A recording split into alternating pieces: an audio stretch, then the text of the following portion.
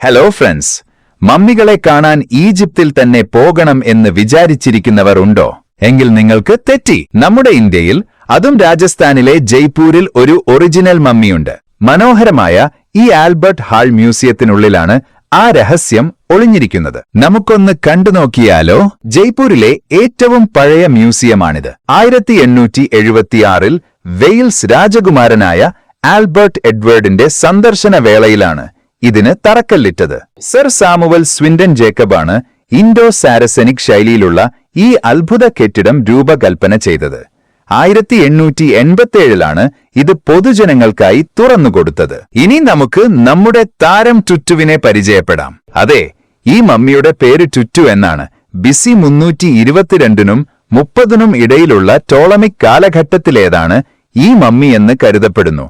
അതായത് ഏകദേശം 2300 വർഷത്തിലധികം പഴക്കം.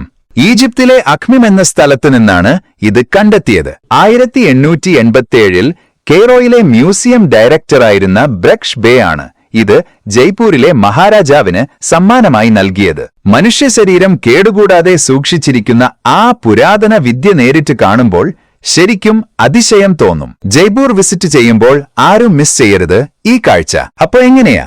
അടുത്ത ട്രിപ്പ് ജയ്പൂരിലേക്കല്ലേ? ഈ അത്ഭുതം കാണാൻ നമ്മൾ പോണ്ടേ?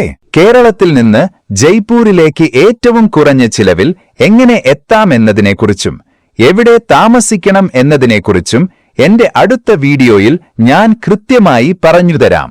അപ്പോ അടുത്ത വീഡിയോയ്ക്കായി കാത്തിരിക്കൂ. ഇതുപോലുള്ള കൂടുതൽ വിശേഷങ്ങൾക്കായി ഫോളോ ചെയ്യാൻ മറക്കണ്ട.